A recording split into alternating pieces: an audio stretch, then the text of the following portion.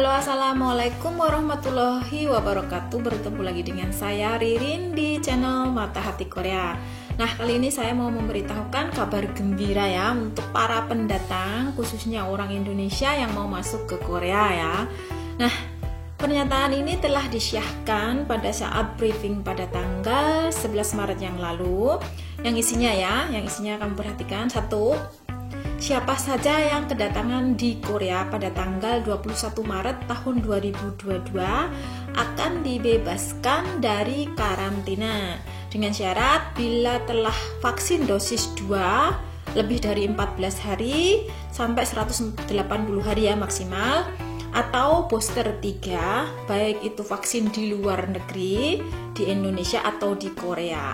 Nah, tapi di Korea dengan catatan harus mendaftarkan bukti vaksin sistem yang ada di Korea ya. Nah, mereka ini dibebaskan karantina tapi dengan syarat harus memberikan atau mendaftarkan bukti vaksin.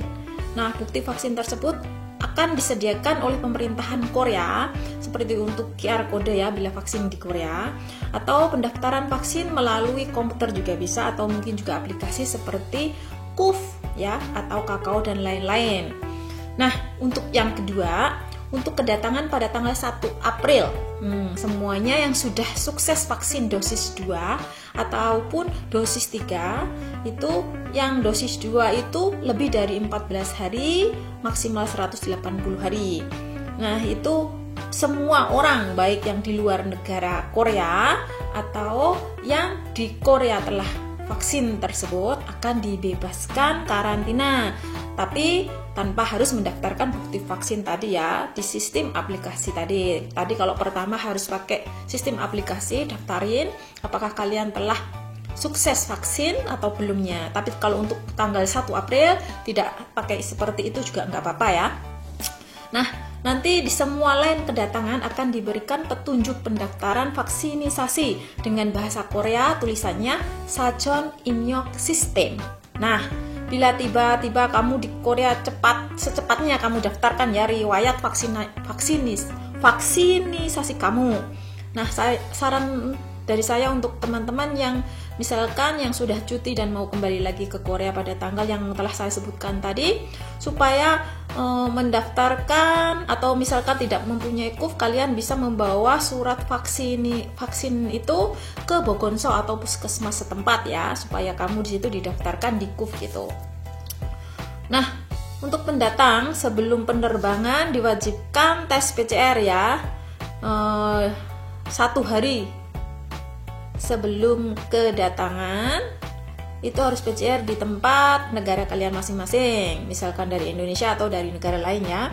Nah, setelah itu setelah kedatangan 1 hari dan juga 6 atau 7 hari setelah kedatangan harus memeriksakan PCR atau tes antigen cepat atau kit ya. Itu jadi kalau di total itu sebanyak 3 kali ya totalnya setelah kedatangan nanti. Nah, aturan ini dikecualikan untuk 4 negara seperti Pakistan, Uzbekistan, Ukraina, dan Myanmar.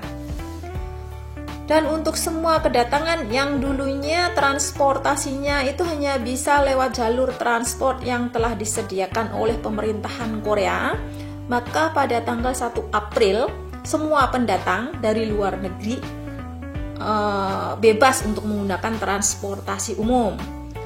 Jadi apapun, kalian bisa naik kereta api, bis, taksi, pesawat, atau mungkin mobil pribadi atau mobil rental atau mobil jemputan dan lain-lainnya itu bisa ya. Kalau dulu sebelumnya kan harus mentaati peraturan pemerintah supaya memakai transportasi yang telah ditunjuk oleh pemerintahan Korea saja.